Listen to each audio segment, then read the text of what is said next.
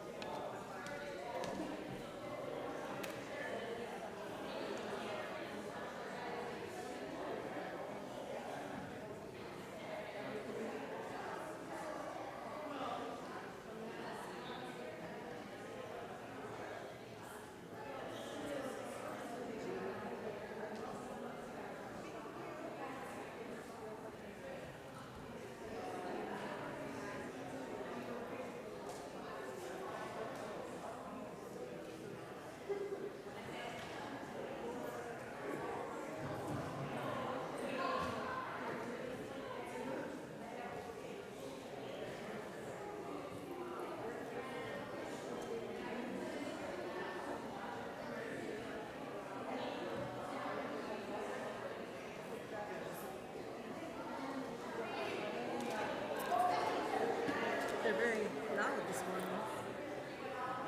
Good crowd here today. Yeah. Good morning. Good morning. My name is Gregory Mason, and welcome to First Presbyterian Church for Olympia Brown Unitarian Universalist Church's service. We're going to start with some announcements, and first up is Suzanne. Okay. The service on September 22nd, called Living into Covenant, the Whole Story, will be held downstairs here at First Presbyterian at 10 o'clock and will be available on Zoom rather than on YouTube.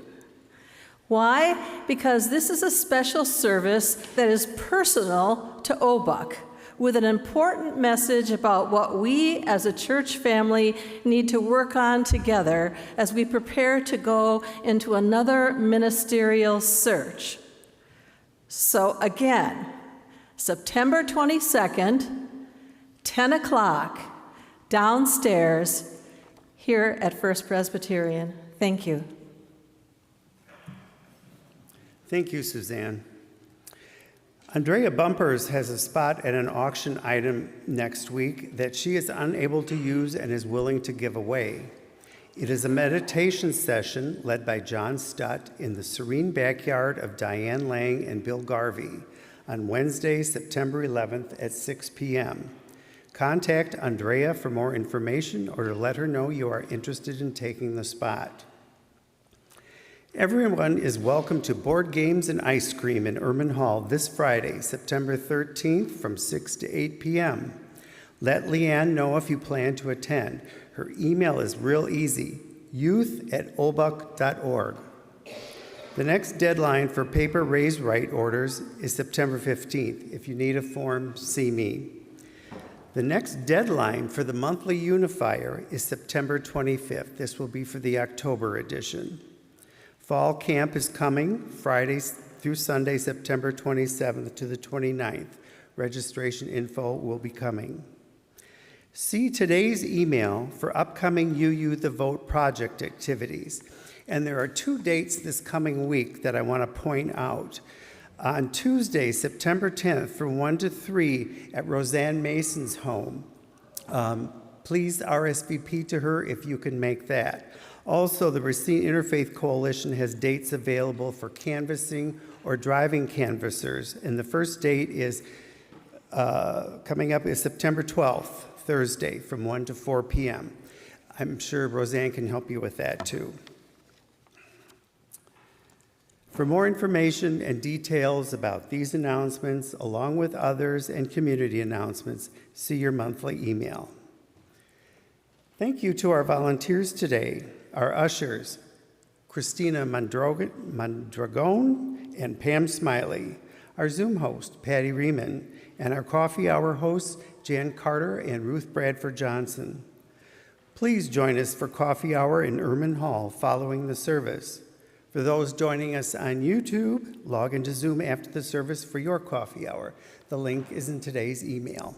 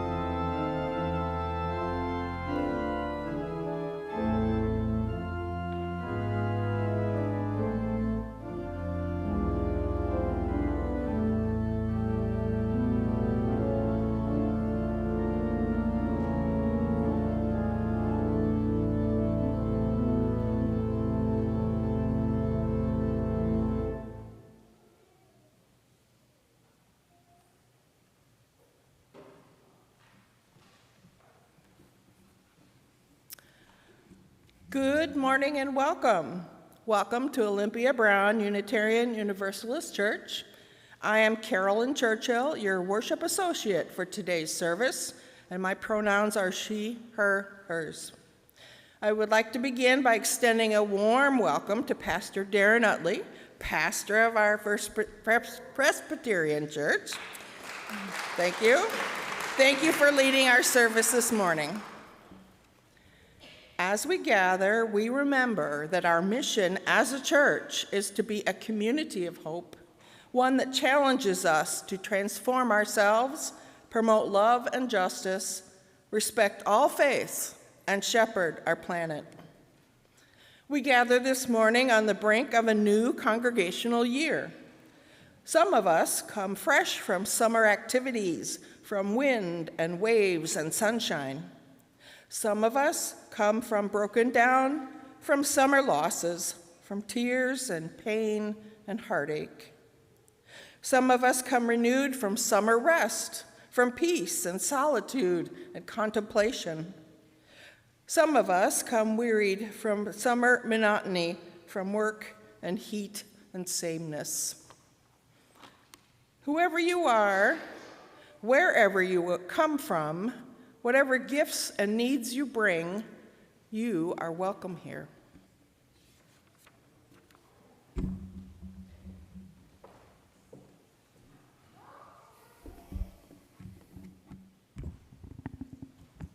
We begin our time together with sacred ritual. The lighting of our chalice, the symbol of our Unitarian Universalist faith. Lighting our chalice for us this morning is Everett and Otto.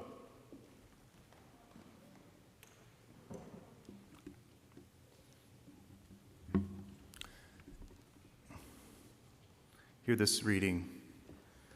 Light is the great priestess of landscape. Deftly it searches out unnoticed places, corners of fields, the shadow veils of certain bushes, the angled certainty of stones. It can sink low behind a stone wall, turning the spaces between the stones into windows of gold.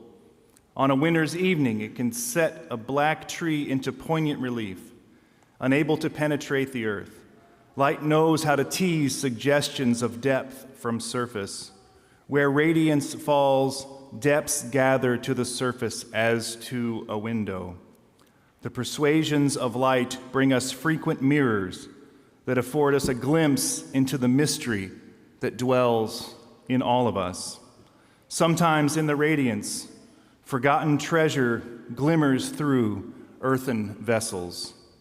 We light this chalice, uniting the radiance that glimmers in each of us, recommitting ourselves to the celebration of beauty, the search for what is true, the struggle for justice, and the sharing our love with one another and with the world. I ask that you would rise in body or spirit for hymn number 1008, When Our Heart is in a Holy Place.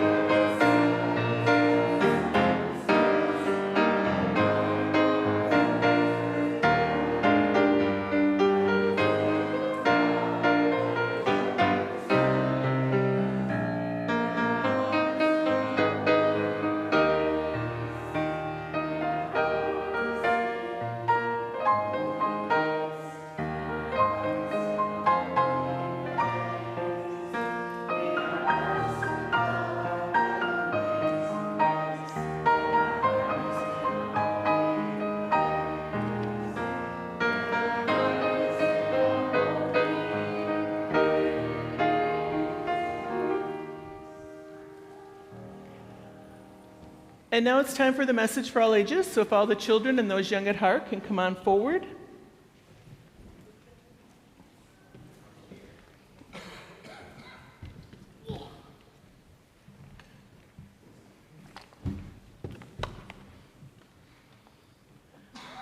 So last week, we talked about favorite trees, our favorite trees, and how wonderful and beautiful trees are. And this week, we're going to look at how all the rest of the world is beautiful. And the book I'm going to read you this morning is called All the World by Liz Garton Scanlon, and the artist is Marla Fraze.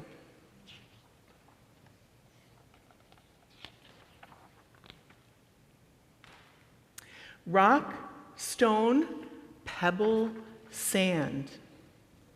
body, shoulder, arm, hand, a moat to dig, a shell to keep. All the world is wide and deep. Hive, bee, wings, hum, husk, cob, corn, yum, tomato blossom, fruit so red, all the world's a garden bed. Tree, trunk, branch, crown, climbing up and sitting down, morning sun becomes noon blue. All the world is old and new. See that beautiful tree? That reminds me of talking about a tree last week, and the kids are climbing really high. Wouldn't that be wonderful to have in your backyard? Road, street, track, path, ship, boat, wooden raft.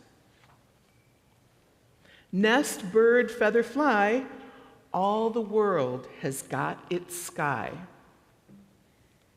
Slip, trip, stumble, fall, tip the bucket, spill it all. Better luck another day. All the world goes round this way. How many of you think thunderstorms are beautiful? Yeah, I kind of like thunderstorms and lightning. Table, bowl, cup, spoon, hungry tummy, supper soon. Butter, flour, big black pot. All the world is cold and hot. Spreading shadows, setting sun. Crickets, curtains, day is done. A fire takes away the chill. All the world can hold quite still. Nanas, papas, cousins, kin, piano, harp, and violin, babies passed from neck to knee. All the world is you and me.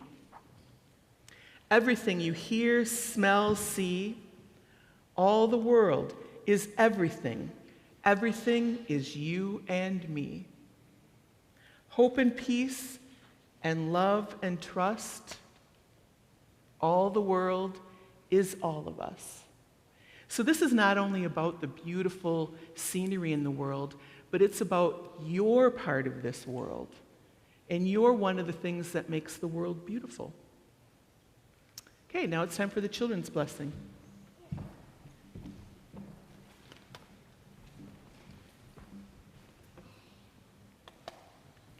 You ready?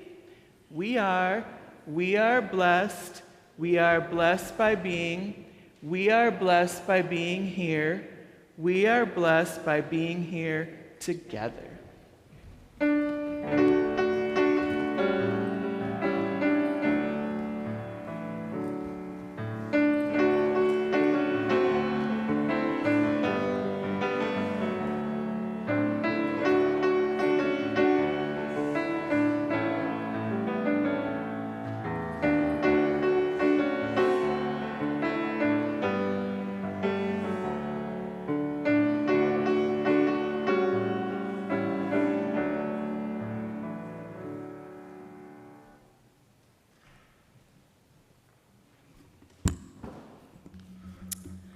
There are many ways that we give to the life of our church, and our monetary offering is just one of those ways. Each month, we partner with a local organization that is doing good work in our community, and we share the money we gather.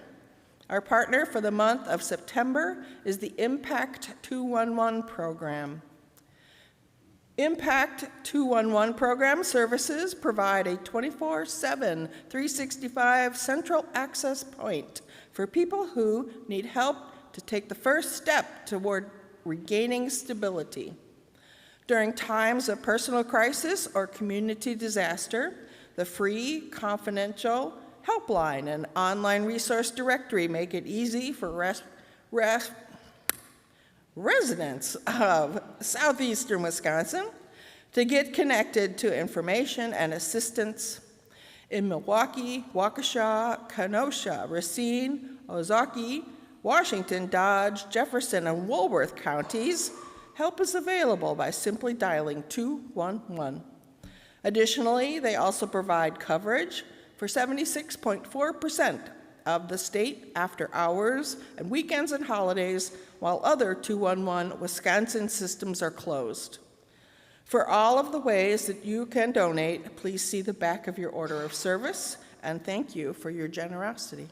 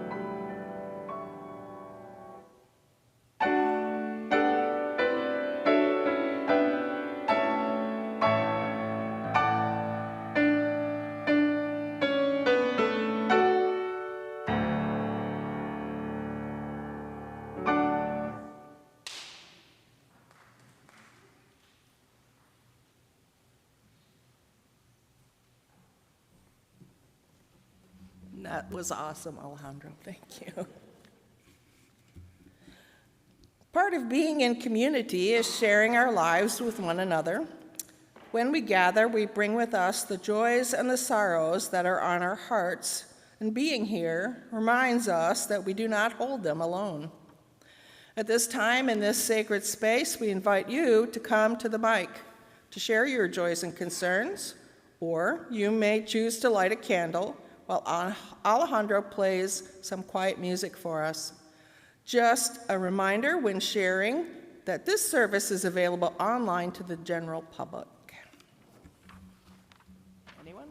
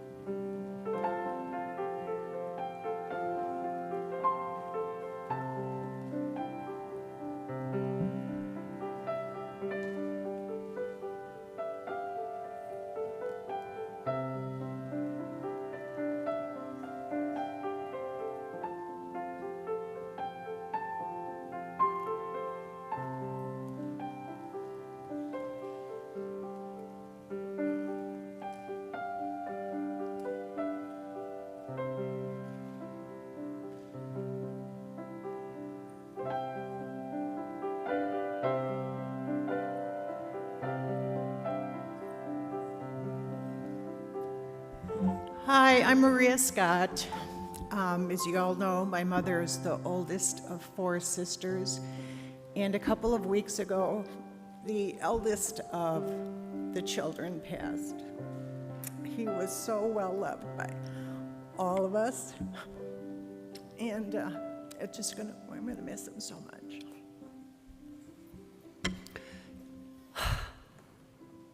To our cousin Mike, Uncle Mike, Big Brother Mike, he embodied that Italian love of family, love of life. He was so energetic, and we're all going to miss his spirit.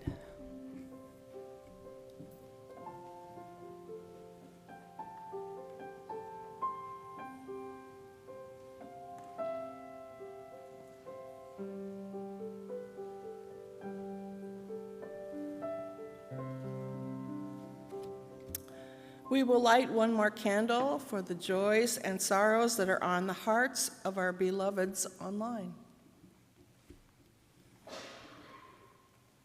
Please join me in singing "There Is a Love." The words are in your order of service.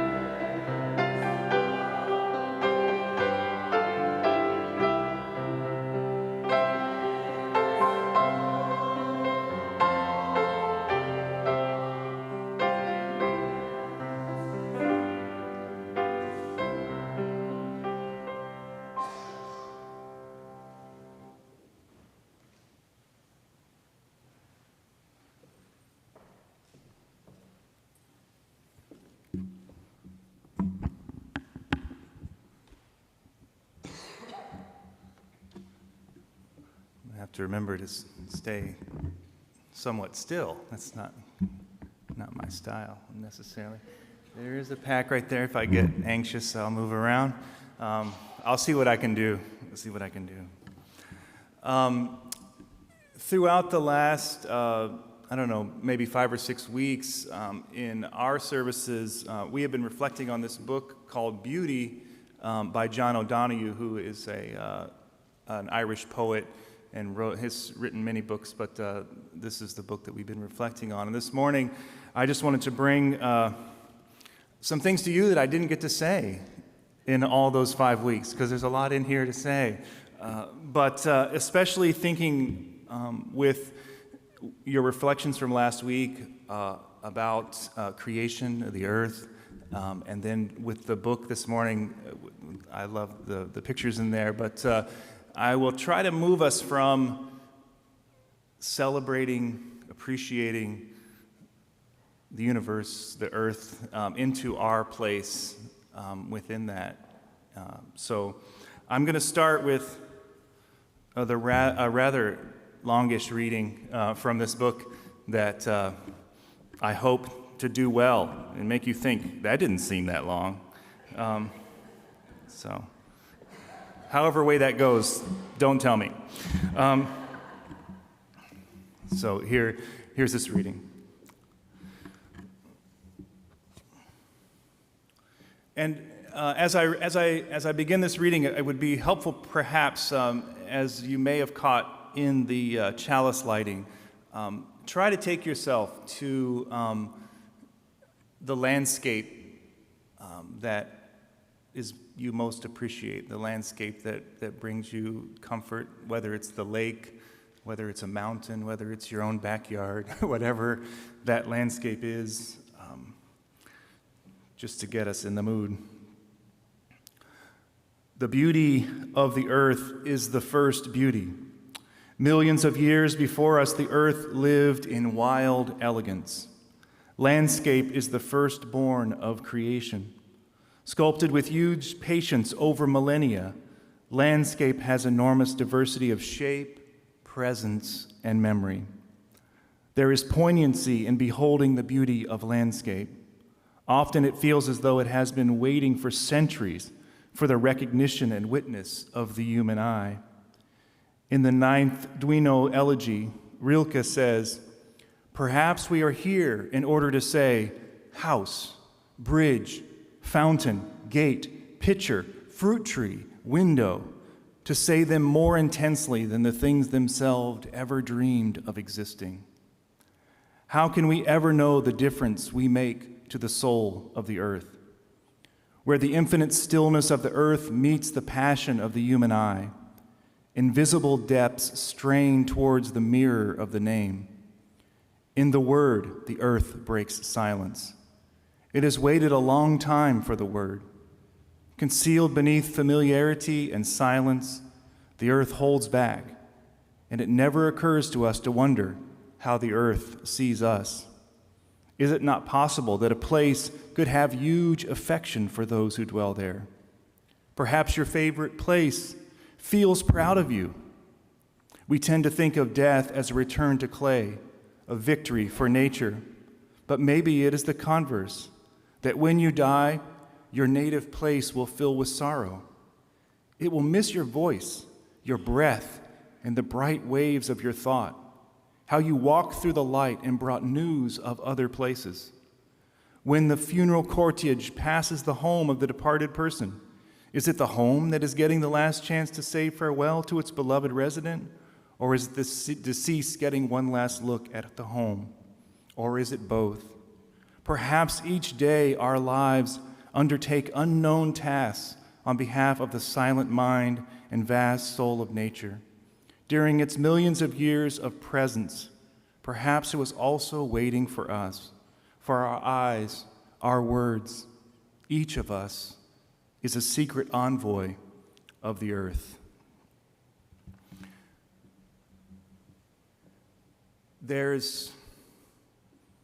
It's become popular and not maybe unfounded to speak of something called the Anthropocene, meaning that we humans seem to destroy things, that we are not good at caring and sustaining the world around us, of appreciating its beauty and nurturing it. But this morning, I want to make a slight adjustment because there is a theologian, I think he's in Tennessee now, but his name is Jörg Rieger. He's a German guy, if you can't tell.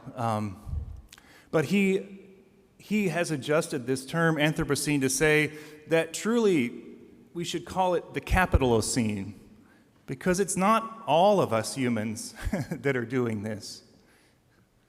It is the ones who seek profit over people. It is the ones who seek to extract and exploit all they can from the earth without regard to its beauty or without regard to what it could do for the sharing of this world.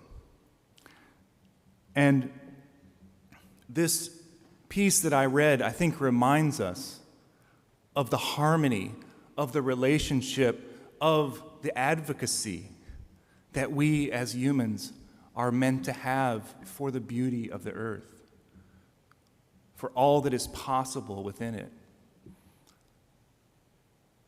It doesn't really take a German theologian, or it shouldn't take one to remind us, because the fact of the matter is that our indigenous siblings have shown us for generations that we can live in harmony with the earth. A couple of maybe 3 or 4 Lents ago, I was reading this devotional by an indigenous theologian named Randy Woodley. And he was talking about the idea of conservation. And he was talking about how we have this idea of setting places apart and making sure that no human goes there, and that's how we protect the earth. And he said, and this struck, it's one of those truths that just hits you like, why didn't I ever realize this? He said, that is the exact opposite of the way that we think about caring for and sustaining the earth. Like, we as humans are meant to be in these places. Maybe they do miss us. Maybe they do wait to hear our voices, to hear news from other landscapes and other places. And maybe it is our eyes, our words, our passion that speaks of the deep beauty and wonder of the world around us.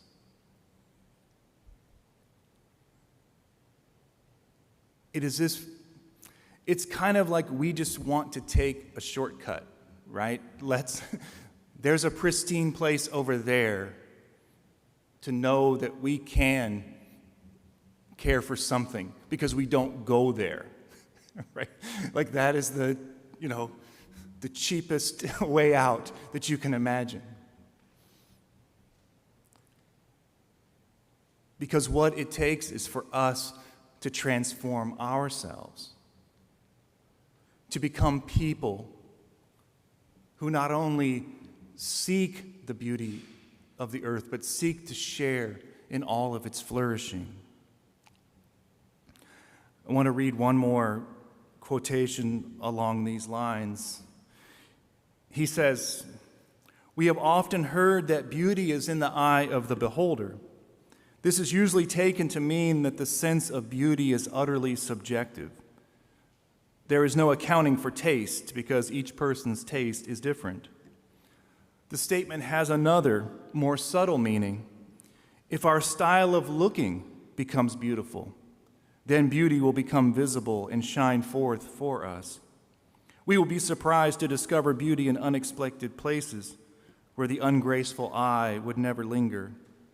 The graced eye can glimpse beauty anywhere, for our beauty does not reserve itself for special elite moments or instances. It does not wait for perfection, but is present already secretly in everything. When we beautify our gaze, the grace of hidden beauty becomes our joy and our sanctuary." We sang this morning of our hearts being in a holy place. The truth is that we are always in a holy place. Everything around us, everyone around us, we're always in a holy place. And it is somehow the ways that we have veiled our eyes, shrouded our hearts to all of that beauty, all of that goodness, all the love around us that makes us miss it. Beautify your gaze. Walk with reverence on the earth. Know that you are here for a reason. You are an envoy of the earth and all its goodness.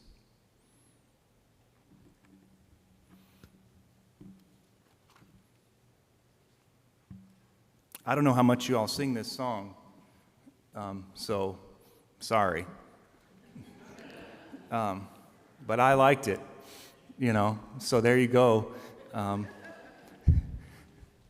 If I was here more often, you'd get used to this aspect of me being a part of it. Okay, good. And Alejandro and I have done a couple tazes together, so we're just going to feel it out. So we're going to keep singing it until we feel like it's time to stop. All right.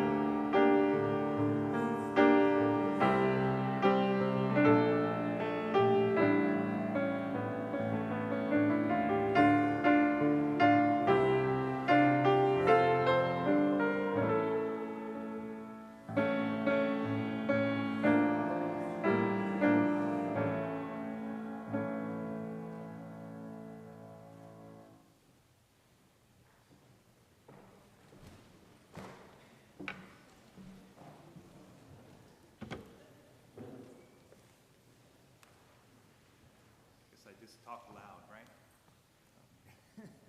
We extinguish this chalice flame, but the fire and light of this community cannot be extinguished, for it lives in each of us, reminding us that we are connected and held always in a larger love.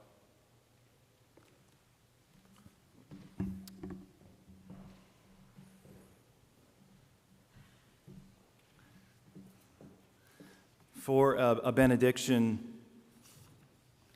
I feel like now I'm setting a pattern. I read a John O'Donohue blessing last time I was here, and I'm going to read another one. I'll try to think of something different next time. This is called a beauty blessing. As stillness in stone to silence is wed, may your heart be somewhere a God might dwell. As a river flows in ideal sequence, may your soul discover time is presence. As the moon absolves the dark of distance, may thought light console your mind with brightness. As the breath of light awakens color, may the dawn anoint your eyes with wonder. As spring rain softens the earth with surprise, may your winter places be kissed by light. As the ocean dreams to the joy of dance, may the grace of change bring you elegance. As clay anchors a tree in light and wind, may your outer life grow from peace within. As twilight fills night with bright horizons, may beauty await you at home beyond.